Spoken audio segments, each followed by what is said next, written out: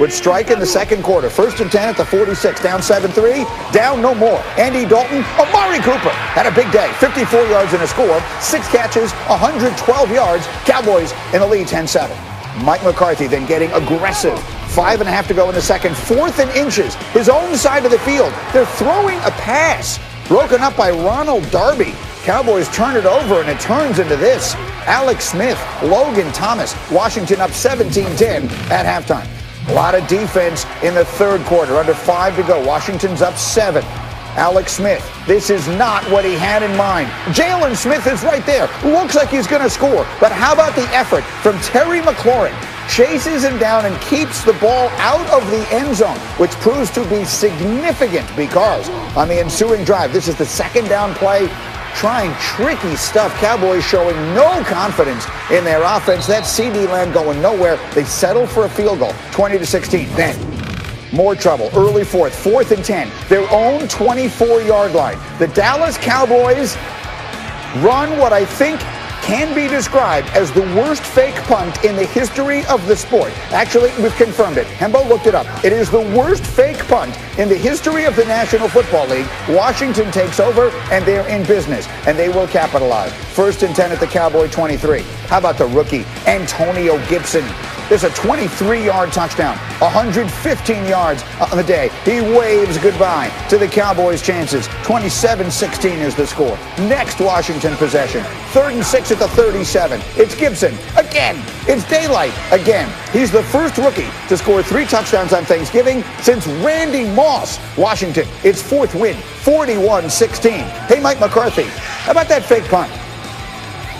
On the fake punt call, do you ever consider the negative part of it and say, okay, we're in this game, it's a 4-point game, let's just punt it and see if we can get a stop? Well, you won't get anywhere if you're thinking about negatives all the time. Obviously it was a solid play call. It's a good play design. Their gunner made a good play, came off of it. He put us in a high-low read. That's the nature of those plays. You can never convert them, obviously, if you don't call them and if you don't believe in them.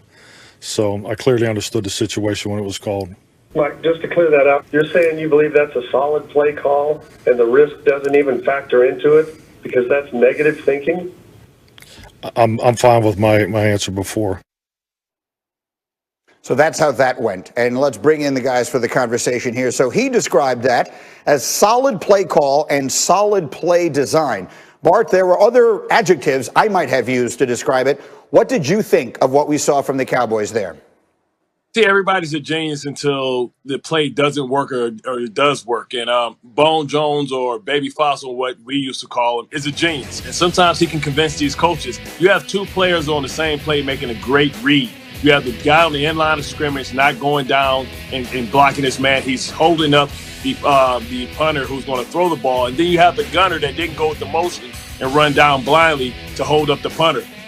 What was surprising is the fact of the place on the field that they did it. Because if it doesn't work, it turns automatically into at least 3 points for the opposing team. And that's exactly what it did. It stopped them, and then the next play to give up the touchdown. And it was a rash and the beginning of the snowball effect of them losing this football game. So, Ninkovich, let's get into not so much the how, but the why. They run the fake punt. They're running reverses in the red zone. They're running all this crazy stuff. What does that tell you about what the coach thinks of his team? Lack of confidence, number one.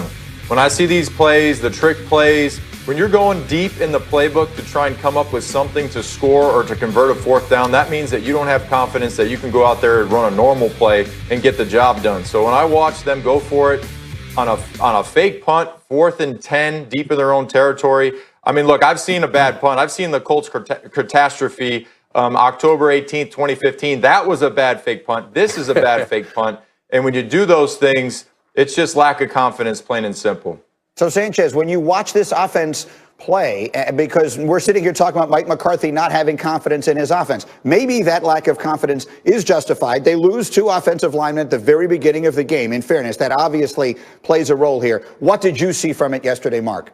That will 100% affect the way you call plays. But I'm not used to being the contrarian and going against the grain here. But if the tables are turned and Washington loses this game, I mean, they ran a fumble-rooski, okay? They let their tight end throw a pass. Like, everybody around the league yesterday, the Lions, the Texans, everybody ran trick plays. So everybody goes deep in their playbook on Thanksgiving, and they do some fun stuff, some stuff that gets their guys energized. They got to get the energy amped up. It's a short week. Guys are tired. Guys want to be with their family. So I get it, but we can't be too hard on them. I understand they gave up 3 points automatically, and of course they're searching. It's a rough game for them. They lose 2 linemen, like you said, before the game. So yeah, of course, they're searching a little bit, but let's be fair for everybody. Yeah, it wasn't the greatest play, but you could see it from the end zone right here. He's got a guy open, Bart. He's got a guy open just past the 40-yard line. It did seem to me, Bart, that he should have been looking to throw the ball, but it doesn't look to me like he ever actually looks. When I first see the play, I'm thinking he's going to throw a pass, but he doesn't look like he's aware that he's going to throw a pass.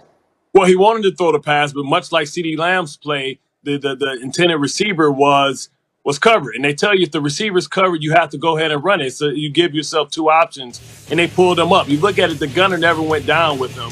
And listen, it was one of those things where you're a genius if it works and you're an idiot if it doesn't. So, you know, Bone Jones and McCarthy's going to be idiots for the day, but you don't stop yourself from making these plays because when they work, they're usually huge chunk plays. They were trying to spark this team. You think about a team that has no offensive lineman. You can't believe in Ezekiel Elliott because they can't get the push off the ball, so you get desperate. You know, Brian Billy, you say it all the time. You know, you kind of fool them with trickery sometimes, and sometimes it makes something out of you and me.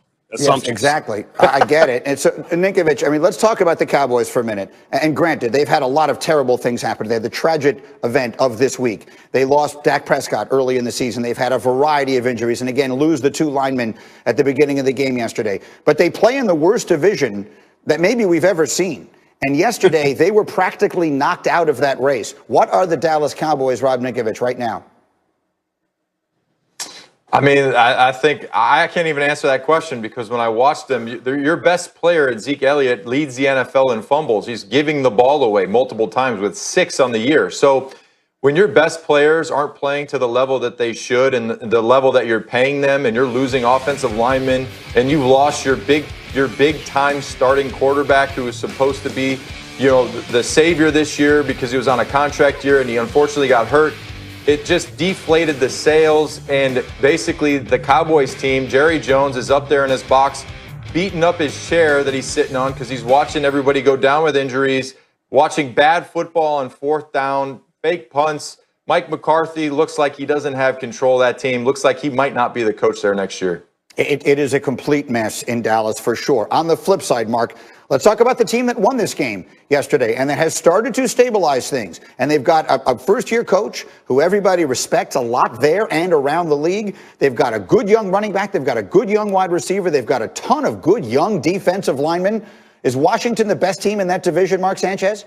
I think the way things are going right now, it really looks that way. And part of that, like you said, we entered this season learning about Ron Rivera battling cancer, and he's been just such a calming presence for that whole organization. They went through the name change. If anything, he was the savior for them, and they didn't even realize it. He's the perfect personality, the guy who can control this locker room and keep guys together, energize them, motivate them to crescendo at the right time, and potentially make the playoffs. It looks like they're in the driver's seat to win the division. Feels that way. And Bart, I know that you like their quarterback. If you look around that division, he's the one you trust? Well, that's the quarterback I trust the most because he's been a game manager. He's a guy that's going to understand the situational football. And that's what this division's about not losing it as opposed to winning it. And you saw yesterday the desperation times that the Cowboys lost their confidence and they lost the game. They didn't win it. They handed it right to them. It was something that the Patriots always did to every team. The Patriots always didn't beat themselves. And you're going to see the guys in these teams because they're pressing. They're looking for a spark. They beat themselves. Alex Smith still stays within himself. He's not afraid to throw the ball away. He's not afraid to punt the football and live to fight another day. You need that. So if you just take a look at where they all are right now, the Eagles have a very losable game on Monday night against Seattle. The Giants have a very winnable game on Sunday against the Bengals playing without Joe Burrow. This could be very interesting the last month of the season.